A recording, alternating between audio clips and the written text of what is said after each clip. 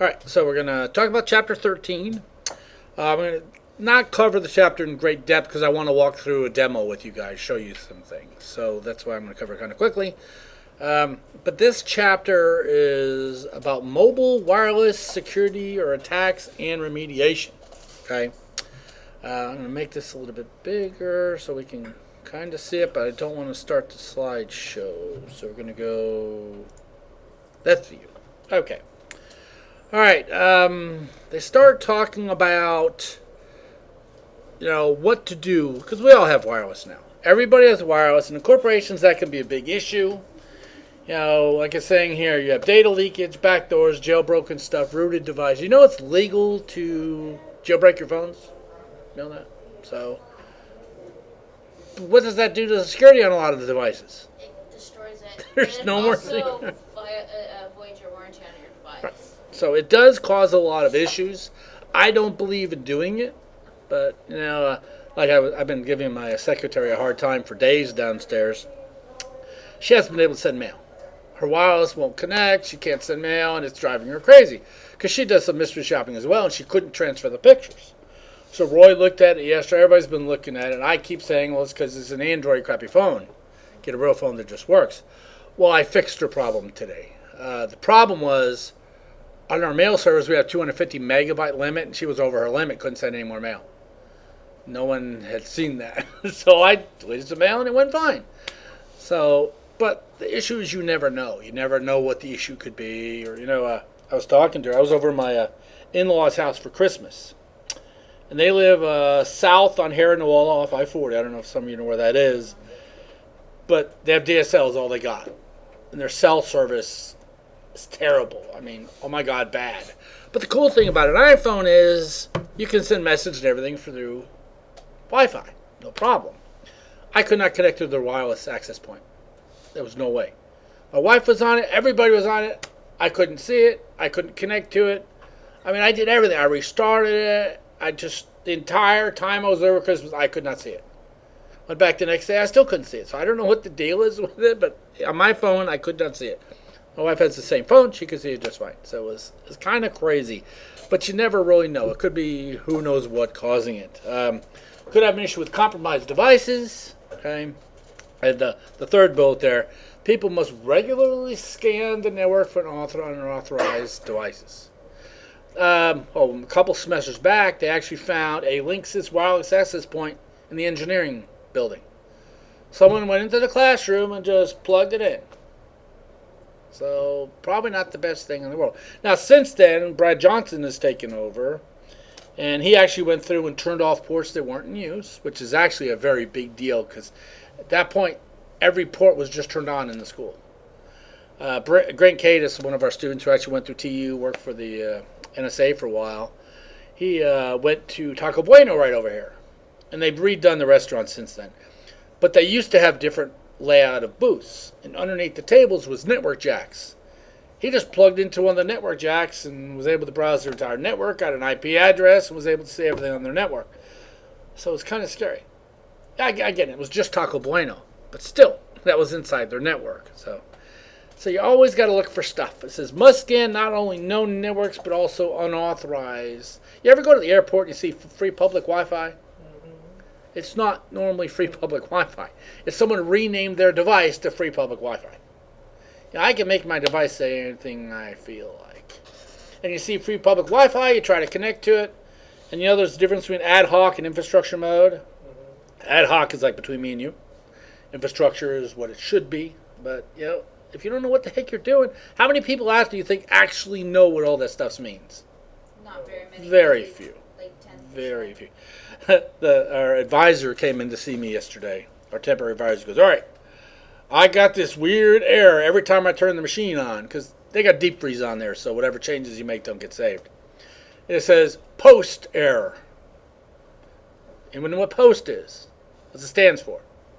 It stands for power on self-test. When you turn on a machine, it does that. What said post error? Then it said DV port, not priority over VGA port.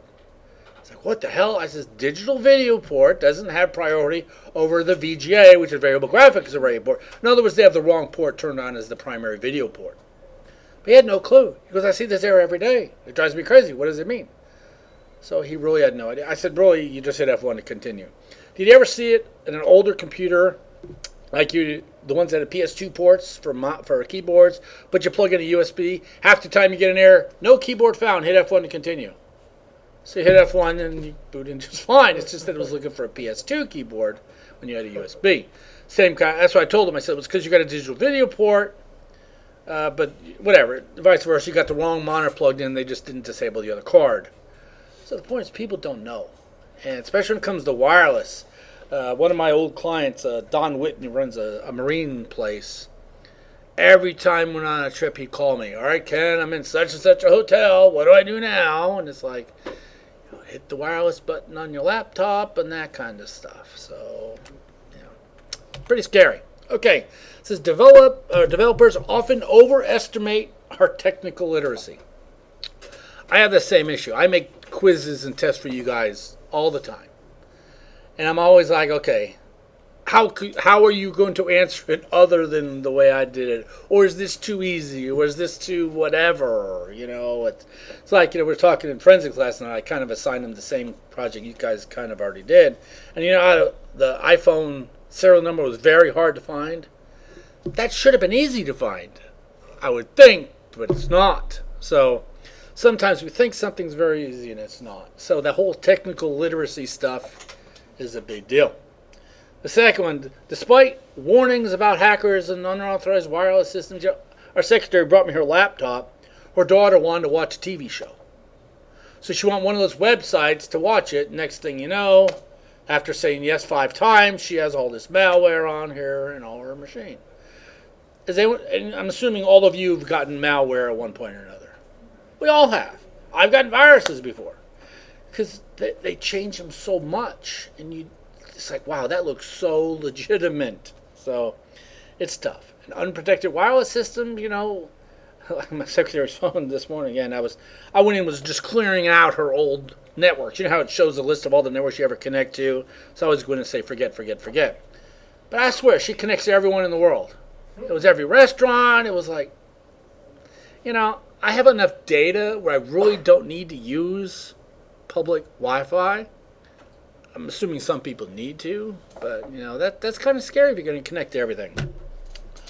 Awareness training to employees. Does y'all's employer give you awareness training? Not really. Once in a while, we get an email. Hey, there's an email out about such and such. Ignore it. But there's no, hey, you know what? You shouldn't be clicking this. You shouldn't be doing this. It's like backups. I love our backup policy on campus. For us, for faculty. Basically says, if you'd like to back up your computer, let us know. We will bring you an external DVD reader and writer. Can you imagine going to my secretary, handing her an external DVD writer, what she would actually do with that? It would never happen. So really, we have no backup strategy, in my opinion. I subscribe to Carbonite, even on my work machine, pay for it myself. That way I know I got it. But, the awareness training's bad. Security policies suck all over the place, especially with a lot of places starting to bring your own devices. We're going on with a new wireless network in August, I guess. It's going to be 2 of them. One for you guys to use, and then a secure one, which we will actually be able to register our devices. So I'm going to be able to take my phone over to IT services, and they're going to register it, so I don't have to do that stupid agree page. Y'all know what I'm talking about all the time. Is that good or bad? Well, how many faculty change devices all the time? I think we all do. We always get a new laptop, a new phone. I just see much more of an issue on their end, because that's going to be a lot of stuff to manage. But doesn't even that agree page, even under an employee, doesn't that kind of protect risk? Yes, it does. It kind of protects you. Could they have something better in place? Yes. Like University of Tulsa, you have to have the VPN, which they supply free of charge. But you got to have that on, and you got to hit connect, which I think would be a better option. But they don't want to go that way. So, it's tough. You think about McDonald's. I remember the McDonald's up on the Turnpike to Tulsa, with the one in Stroud. I remember when they used to have Wi-Fi, but you had to pay for it.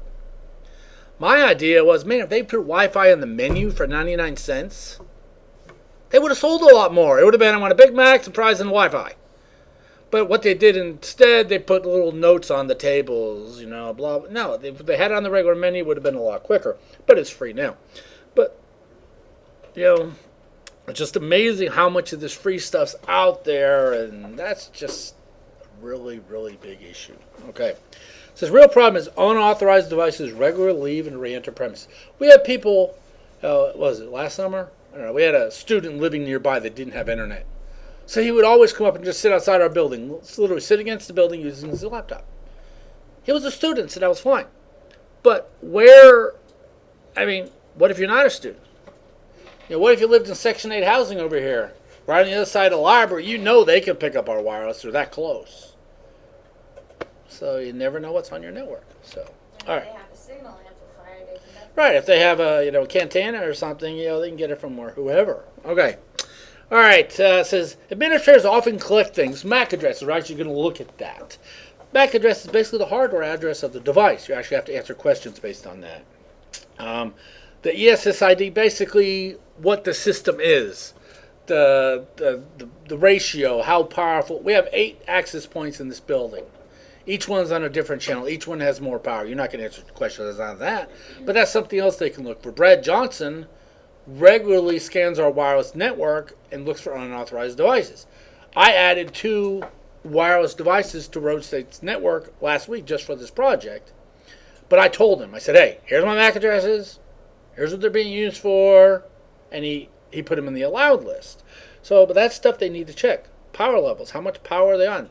Do you really need full power? Or is half power enough? What type of network is it? All that stuff can be collected. How are they connecting? WEP, WPA, what's the encryption protocol? QoS, which is quality of service. Are you going to make it so streaming video works better or email works better? That kind of stuff. And where are they located? You can, using Kali, which we're going to talk about in a second, you can actually walk around and pretty much pinpoint where the devices are. Is anyone here? Let me go to this website. Let's see if it works here. I haven't tried it. I'm not sure if it'll work in here. Okay, you ever gone to Google Maps? And where's the location button? Let me go to the classic Google Maps. It was easier to find. Okay. Yeah, naturally I'm not going to see it. Oh, there it is. There it is. See this little button right here? If you click this, and would you like them to find your location? Yes. And let's see. Oh, no, that was to switch to Google Maps. Damn it, that's not what I wanted. Am I on the new Google? No, I'm still in the old one. Yeah. Click here. Yes, allow. That's the one I wanted. Allow. Is it going to work? Come on, find me. It's there, but it's not highlighting. We should be like right here, aren't we? It just says you're in Midwest City. Darn it. But you ever notice sometimes you click that, it's very precise? No one ever used that before? Sometimes it's like, wow, how does it know that precise? So the way they do, okay, I still don't know how they track that. Does anyone know how they track that? I doubt it. But doesn't the same thing happen on your phone when you says? Right, but that's GPS. But it can also, the Google Maps thing also can follow your location and you can see where all you've been. That's true. But still, that's through GPS. But it can find through Wi-Fi. I can be on my laptop, and it can come up via Wi-Fi and tell me where I'm located, which I like it for trips because I could be out at a hotel somewhere. Hey, I want to find a whatever restaurant. You find your current location by clicking that button and type it. Like say I wanted to go to, let's see, what's a restaurant around here? Taco Bell. And based on where I'm at, it shows me the Taco Bells. But I always like that, from my current location, where's the nearest whatever. That's a lot of Taco Bells. Okay. So that's another thing. It's kind of scary the amount of data they can learn or they can retrieve from that information. Okay. Firmware updates. How many of you have your phones up to date? Some of you? Not everybody. I know Android, don't you guys have an issue updating them sometimes? Okay. Even the iPhone, sometimes, especially if you get the small ones, you put some stuff on the iPhone, you go to update it. Oh, I'm sorry, you need 2 gigs free. You don't have 2 gigs free, so what do? It's tough. Okay. Okay, so security protocols, protocol filters. There's a lot of stuff you need to look for. Okay, the latest OS patches are normally important. The latest. Apple just released one, 8.1.2 or something recently. Have you put that on? I have an issue with what's our current on the Mac? Is it Yosemite? Yeah. Okay, Yosemite. I have an issue with mine. After a period of time of multiple days, all of a sudden I have no internet, no network whatsoever on either my Ethernet or my wireless. And I've tracked it down to an issue with Yosemite, and I got to go in and make these changes, which I haven't done yet. So sometimes upgrading doesn't fix it. It actually causes other issues. Okay, anti-malware and anti-spyware software. Do you run that? Is it updated? What do y'all use for malware on your PCs? Right now, I just got average.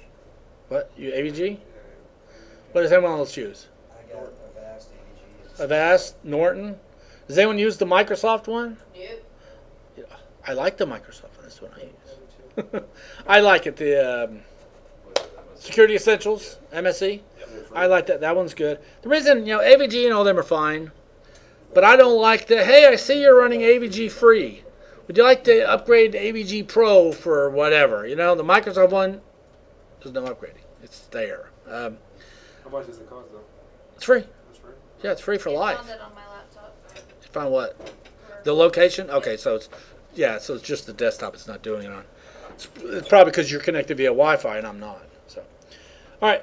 But malware, is that updated? So many people buy a machine with virus protection for 90 days. What happens after 90 days? They never update it. So then they're kind of stuck. Do you have firewalls, open ports, and stuff like that? Kali, we actually use Kali in a couple other classes. Very good tool. Has a lot of stuff built into it. It's a version of Linux. It's a replacement for Backtrack. It's free to play with, and we actually have it on our network. If you want to play with it, let me know. I can just give you a machine for it. We use it in forensics. We use it in pen testing. So, yeah, you will be using it. But there's a lot of stuff on it. Arrow dumps on there. You can find out all kinds of stuff. I can't do it on here, obviously, but it works fine on laptops. You can find all kinds of information. You can probe the network. You can just... and again, it's free. Okay, you look for power levels. You can look for different ciphers. See, the thing is, so maybe there's a new exploit out today for TKIP. So you can very easily use this tool to find out which services are using TKIP. When I used to take care of the gyms, Anytime Fitness, I used to take care of their computers around here. They had a bike. You could ride a bike and ride against people. And it was funny. It actually had to, when they bought this bike, they had to buy this wireless router from the bike people. I'm like, why? Because we already had a wireless router. I said, why do we need a second one? But I went with them and set it all up. And then I got to looking at it. I'm like, all they're using is TKIP. So I just went into the bike. I went on Google and said, how do you... It was like, you get on the bike and hit 999, hit enter, and a menu comes up. And then I just told it to connect to our other wireless access point. But how many people would have done that? Okay. But with some of these tools, you can find, like, the system's running TKIP or WEP or whatever. Then you can try to exploit certain ones. Okay. They start talking about things like radius. Okay, remote authentication. I always want to say access. Remote authentication, dial-in user service is a big deal. Okay, we're going to talk about these now, actually here in a couple seconds. But they look for weak points in the network. Okay, they look for the door unlocked, basically. Okay. It says weak points in wireless network relate to association or other devices. Okay. It says many mobile devices have Wi-Fi, which we most of it. Does everybody leave their Wi-Fi turned on their mobile phone? I used to not, but I do now because I use it at home. I use it here, so I usually leave it on now. But it is a vulnerability. Didn't you guys do the project? We saw there was like 418 devices connected. You saw that just driving around, it's connecting to all these networks. So it is kind of scary. Okay. It says, okay for personal data, but not good for corporate data. So I'm using my personal cell phone to access corporate files. Probably not a good plan. Okay. But a lot of places do it. It'll be hard for them to control it. Okay. Client side, attachments are a really big deal. How many people just open attachments? Pretty much everybody. I get attachments all the time from people, and what I do is I'll just send them to my phone. because my phone is very hard to get affected with a virus. So many times, even friends of mine will say, all right, someone sent me this attachment. Is it a virus? And I'll open it on my phone. If it works, great. If it doesn't, I'll just tell them it's a virus. But attachments is bad. Downloads from websites, even just surfing the web is bad sometimes. USB connections, rogue USB issues out there, okay, is an issue. I don't know if these keyboards have it. Yeah, it does. This keyboard actually has 2 USB ports on it. So I could very easily, heck, she found a USB drive in here. How do we know what's on it? So you don't know. Keyloggers are available out there. Network impersonation. There's actually a device, the wireless Pineapple does it, plus there's a couple other ones that you can. I could set up one saying my name is Rose State College. And would you guys know that I was not Rose State College? No. Think about it. I could go, a little bit far away from the building, set up my laptop, Rose State College. People would be connected to it. Yes. I remember it was about 4 years ago. I was at a bar, and I noticed a flash drive down on the floor. Yeah. So I picked it up, took it home, Right. looked at it, found out it had brand new construction blueprints for Tinker. Nice. Someone probably dropped it. So I went ahead and took it back up to Tinker. Yeah, Tinker's not allowed to plug in USB drives now, unless they get prior permission and all that kind of They were stuff. very thankful that I brought that. Exactly. But who knows? You did, but what if someone didn't? Okay? All right. So, different protocols. Radius. That's the remote authentication dial-in user service. We used to use it for our nationwide dial-up when I worked at that ISP. When you dial into AOL, whatever, it would actually check through a Radius server. But what if that's being impersonated? When you guys connect to the Rose State Wireless and you get that Cisco page, what if someone went into Rose State's DNS and had to go to a different location? They very easily could. Then you'd be authenticating through a different place. So there's just a lot of issues that could happen with it. Ciphers, breaking ciphers. Oh, I want to show you this video real quick. This is some of the vulnerabilities. I actually saw this morning. Did I close it? No, I didn't. I saw this morning. It's kind of interesting. It's pretty short. And come on. Is this the one where they're scaring the dude's yelling at the baby, scaring him? No. Come on. Come on. You pay your auto insurance premium every month on the dot. Yes, I know. You're like the poster child for paying on time. And then one day, you tap the bumper of a station wagon. Wow. No big deal until your insurance... Yeah, take that one. Block that mute button. All right, 1 second here. Weird, I have ad blocker downstairs, that's why. Okay. It's almost over. Accident forgiveness. Yay. I need that for hail damage. People across the country use nanny cams to monitor their children. Some are closed circuit. Others allow parents to access their cameras through the internet whenever they are away. That's right, but one Rochester family began to notice some really strange and very odd things that were happening with their nanny cam, but what they found out may shock you. News Center's Mike Sullivan spoke with the family tonight and has their chilling story. Mike. Tom and Robin, the family, preferred to stay anonymous, but say their nanny cam turned into a form of voyeurism. And not only is it creepy, it's happening all over the world. You just put your baby to bed. You flip on the nanny cam. But what if you weren't the only... You see the brand of that camera? Foscam? I have like 8 of those in my house. Just saying. Only one watching. We were sleeping in bed and basically heard some music coming from the nursery. But then when we went into the room, the music turned off. Where were these tunes coming from? Would you have guessed another country? We were able to track down the IP address through the log files within the Foscam software and found out that it was coming from Amsterdam. And that IP address had a web link attached to it. On that site, the Rochester family found thousands and thousands of pictures of cameras just like their own. There's at least 15 different countries listed, and it's not just nurseries. I mean, it's people's living rooms, their bedrooms, their kitchens. I mean, every place that people think is sacred and private in their home is being accessed.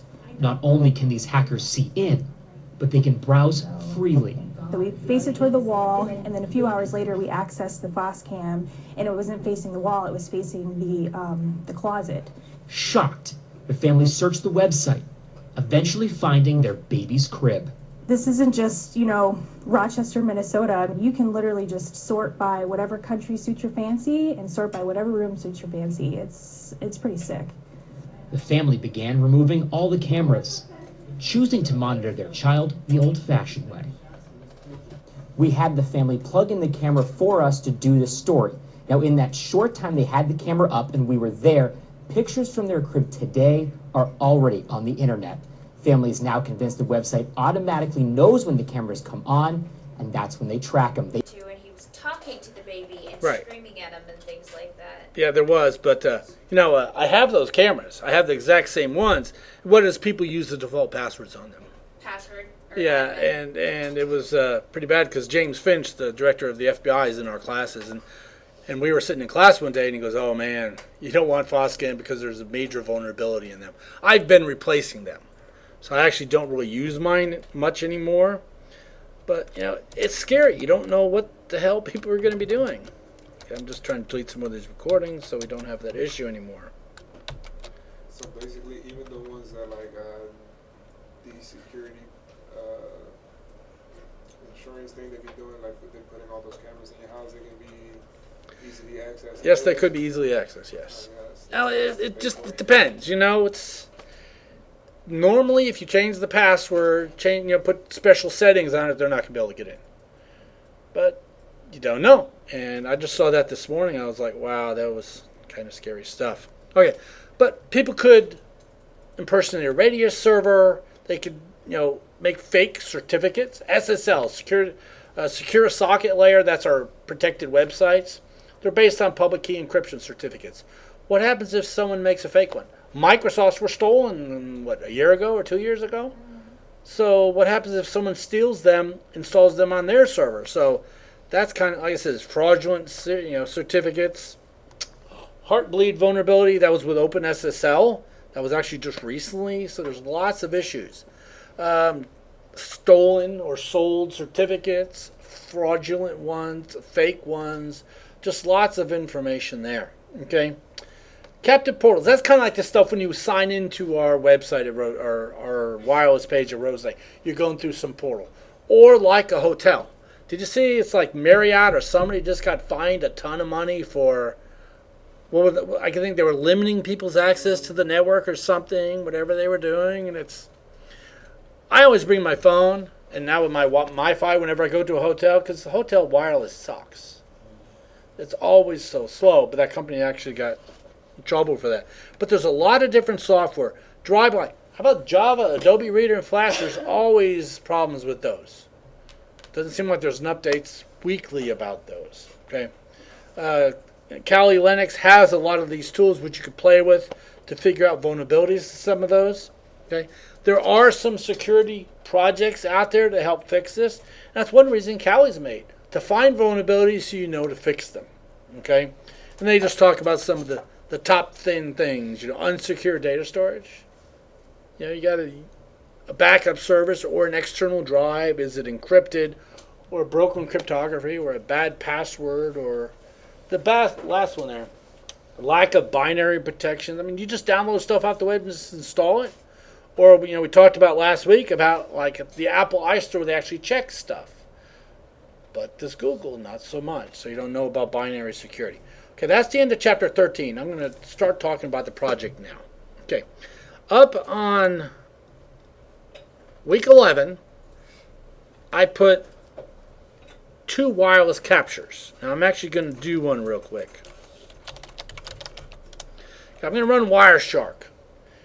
If you've never played with Wireshark, you need this for this project. Okay, Wireshark is free. If you go to wireshark.org, you can download it right here. It's totally free. Now, when you install it, it needs the what's the part that reads the PCAP file. It'll ask you to install Web PCAP. Okay, we're going to put that one on later. I don't recommend installing that at work. Yes. Is this stuff going to install on the new Windows 8? 'Cause that's I all don't have. know. It should. If not, I can always give you a vSphere machine where you can Is view. it Mac friendly? Okay. Actually, yeah, there's definitely a Mac version. Well, there's a lot of stuff that's not Mac friendly. Yeah, this one is.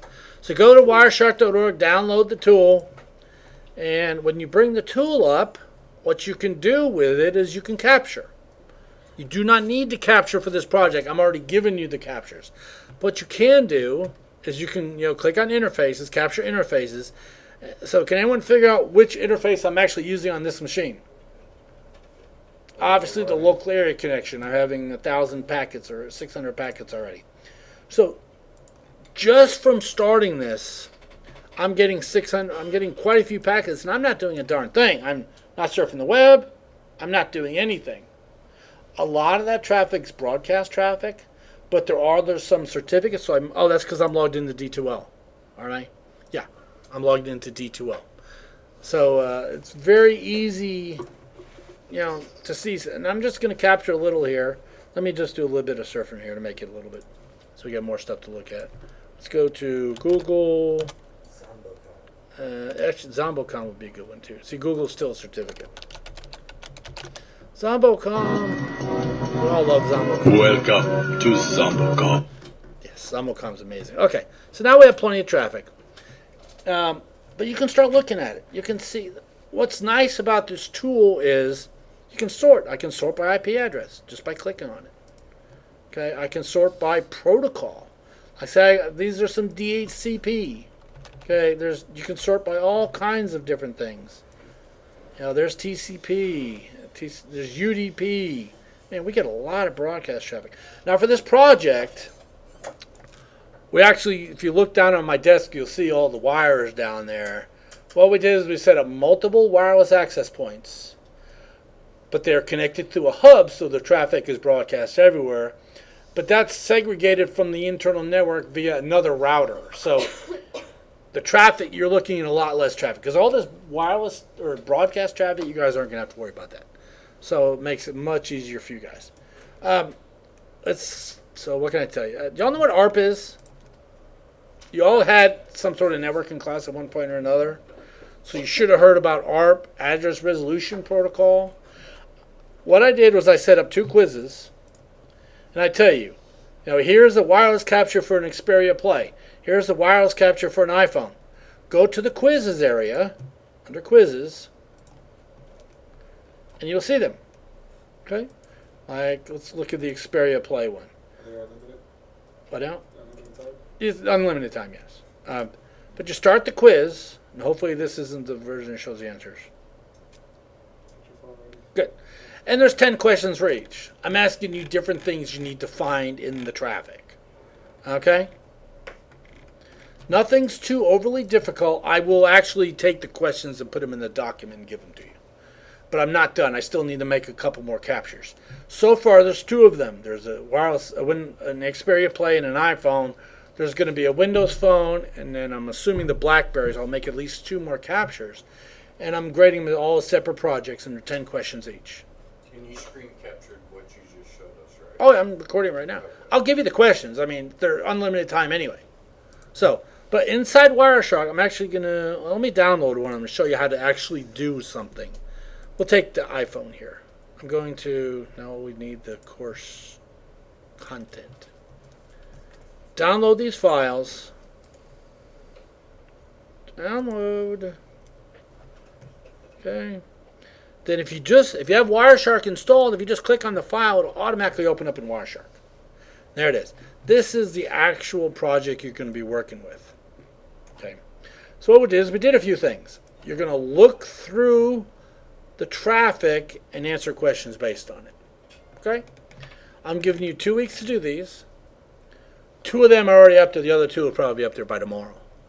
But take some time. There's only 10 questions on each. Okay? Let's go back to the other capture and just look around a little bit. Like you're not going to have ARP as much on the other one. But we have ARP. Wow, man, there's a lot of broadcast. Holy moly. And you're not going to get all this broadcast stuff. Okay. Do y'all know what DNS stands for? Domain Name System. Domain Name Server. That's what resolves names to numbers. Google.com to a specific number. And y'all know what, see this right here? It says CNAME query. See that? What CNAME is a canonical name. It's an alias. What this one's saying is, let me make this a little bigger. Okay. So plus.l.google.com is aliased to this IP address. This 164.58.87. See how you read that? And you can very easily click on that packet and then look down here at the bottom. Let's make this a little bigger. And you can even expand these out and you can read things about down here. Okay? So it's not hard to play with. There's some web traffic. This is an icon file from whatever the heck that one. I don't even know what there's a shockwave file. Again, I wasn't doing much surfing there, so it wasn't much. Don't worry about the LMNR. You're not going to do that one. Not going to do with SMB either. TCP is normal traffic. So you can actually look at this. This is regular web surfing traffic. Okay. But there was so much junk. Let me look at the one from the actual project. It'll be a little bit easier. It's a little bit less. So there's some TCP from the project. Okay.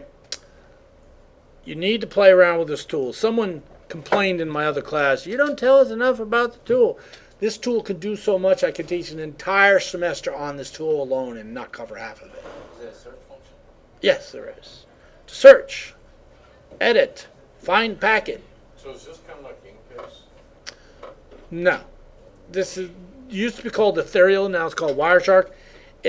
What it did is it actually captured the traffic. You can see the hex data of the network traffic. See, when your computer works, you know what the OSI model is in the model. Basically, your machine only responds to packets that's addressed for it. Wireshark puts your machine in what's called promiscuous mode. Makes it listen to all traffic. But it's all the traffic on my segment of the network. Okay? So that's why downstairs I had to hook it up to a hub so we could listen to more traffic.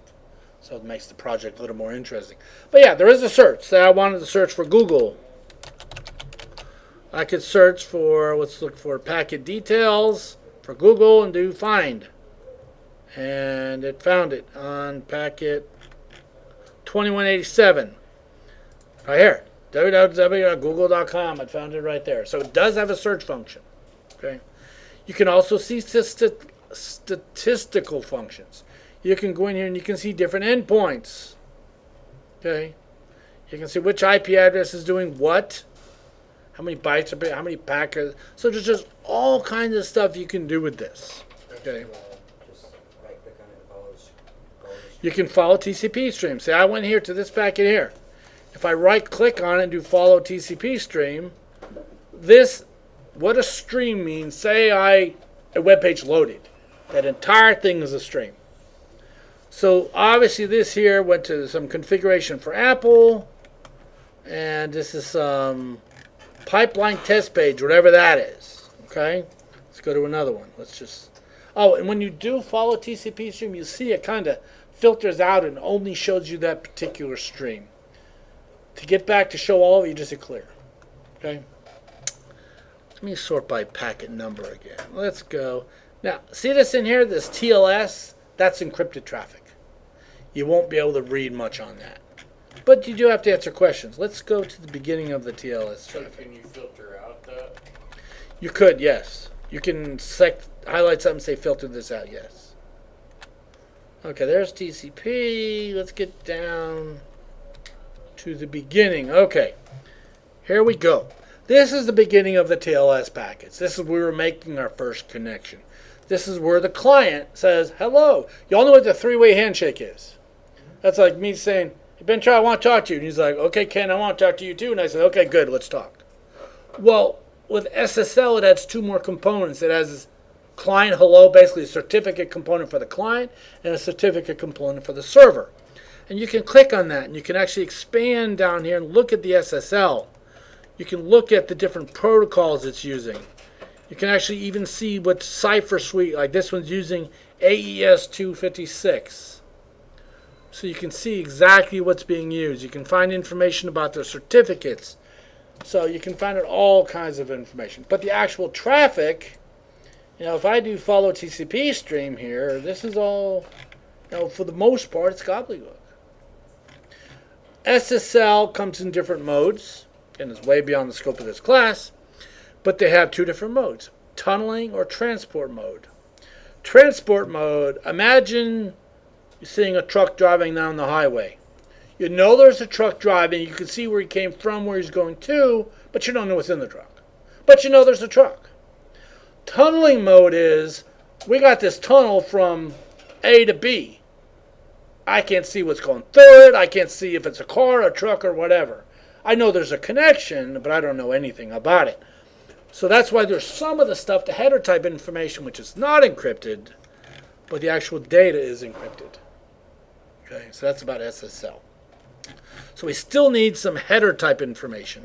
This is obviously something to do with Facebook. Okay, and I always, when I talk to a lot of schools all the time, whenever you connect to a website, you always want to make sure there's an HTTPS at the top. See that right there? Now, if I go to wires, yeah, naturally that one's kind of too crap. Let's go to Zombocom. I'm going to mute him. Okay, Zombocom. You notice how he does not have that HTTPS? That means the traffic is not encrypted. But do we care? You know, I don't care if you know I'm surfing Zombocom. It's not like there's any personal data on there. But if I was logging into my bank, like I don't know why Wireshark's encrypted, but if I'm logging into D2L, logging into anything with personal information, you want to have this lock on here. And if you can actually click on the lock, and you can go down here to, how do we do the certificate? Come on. Okay, we know, there it is, certificate information. I can actually view the certificate that Rostate is using. It's a semantic class 3, and that's the certificate authority. The way certificates work is they're issued by somebody. Okay? Obviously, Rostate buys certificates from Symantec. That's how you read that right there. Okay. Symantec, when Rostate contacted them and said, hey, I want to get a certificate for D2L, we had to prove our identity. When I used to do this for a living, I had to get incorporation paperwork sometimes, but sometimes they ask for nothing. So it's hit or miss. But in there, you can find out details about it. You can see the certificate is valid from last July until this July. So what do you think happens after July 19th of this year? We're going to have to renew it. What if we don't?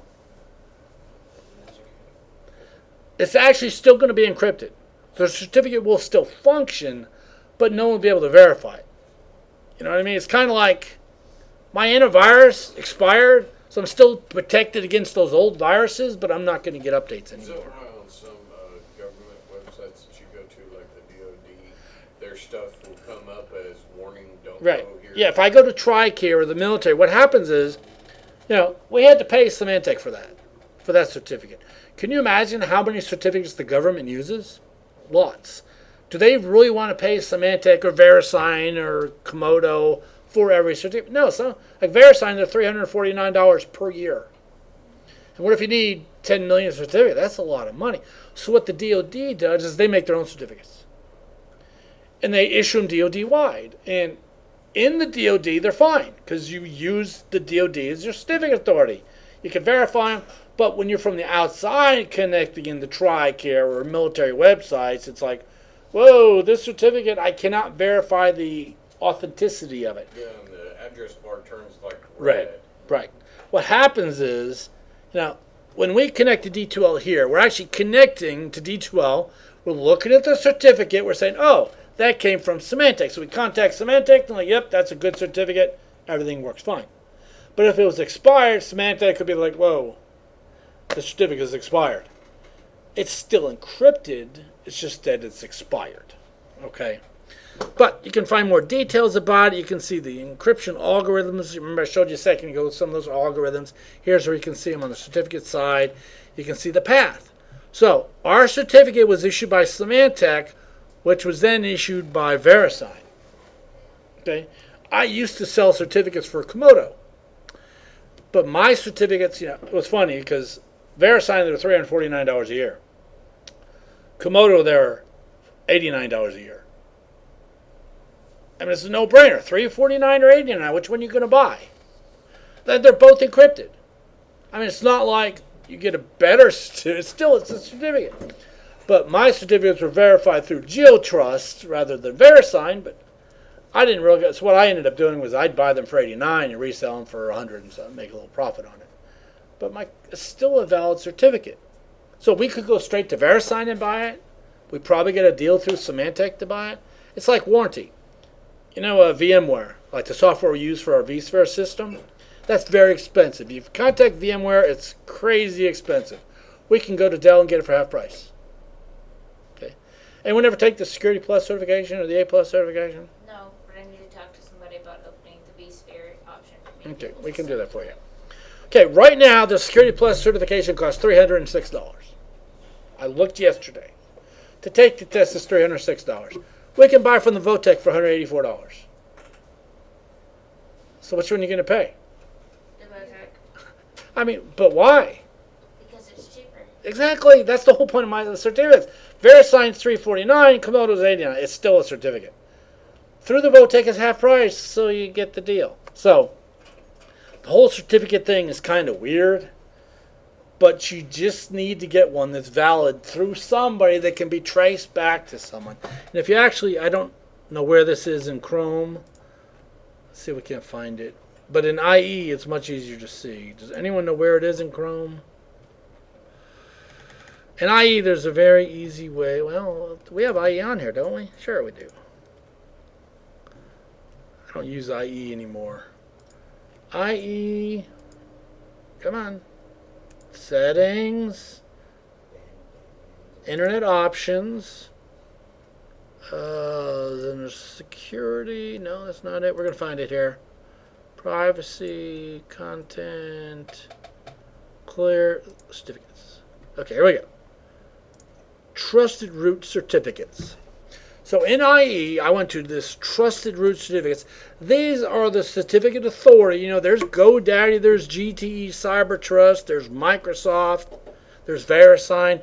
These are the people that issue certificates. So whenever I connect to a website that came from VeriSign, we contact VeriSign and say, hey, is this a real certificate? And they say yes, and that's how you get a good certificate.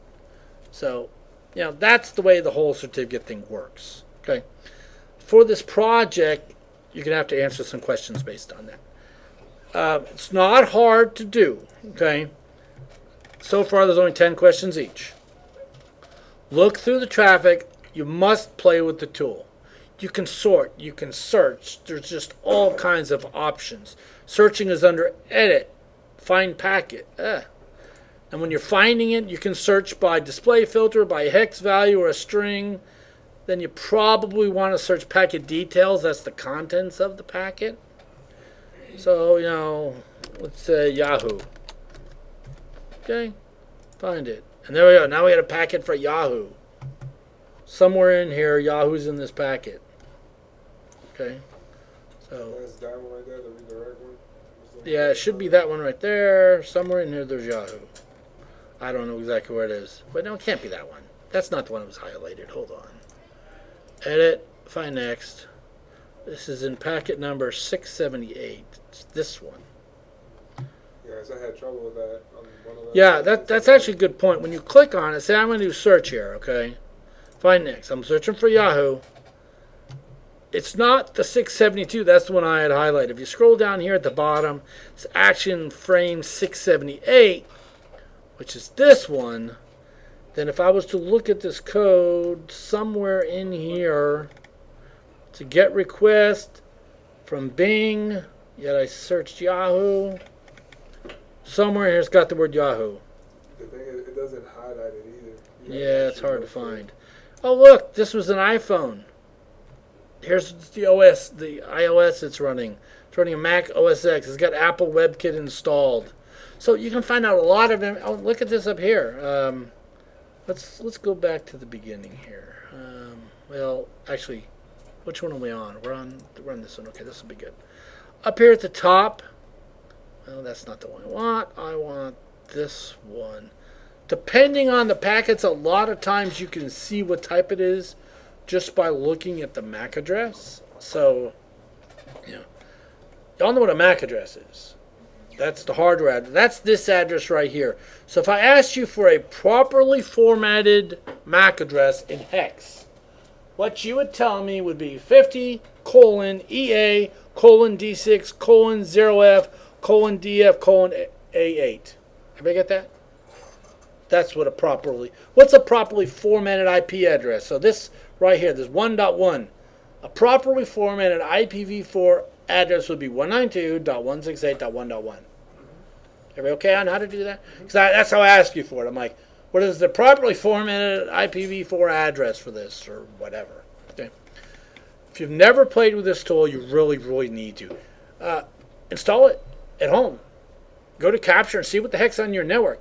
Just by turning on interfaces and hitting, I want that one, and hitting start, that is broadcast traffic. I'm not doing anything. Now, again, my browser's open, so it's probably doing a little bit. But look and see what's on your home network. You'll be amazed. And you can sort by stuff, filter stuff out, and see what the heck's going on. So, currently there's 2 packet captures up there. Okay. 2 of 4. 2 of 4. I will be adding the other ones up there. And I gave you 2 weeks, if you notice, on the quizzes area.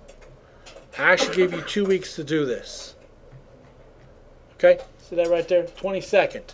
So I'm going to add 2 more up there. Hopefully by tomorrow I'll have them on there. If not, you can start on these. Okay? And they're not timed, which means you can open the quiz up. Just keep saving your answers. Just don't submit. But there's a problem. Once you open it, as far as I know, it doesn't disable stuff for you guys. You can't see notifications or something. I will put a text document up there with the questions in them. That way it might be easier. That way you don't have to open them up. So, but I will put the text document for the first 2, and then I'll add the other 2 up there. All right. So everybody okay on kind of what the project is, what you're doing? Really cool tool. Play with it. And if you got any questions, ask somebody. And if we have any problems with Windows 8. Yeah, if you have any problems with Windows 8, get a real operating system. Oh, just kidding.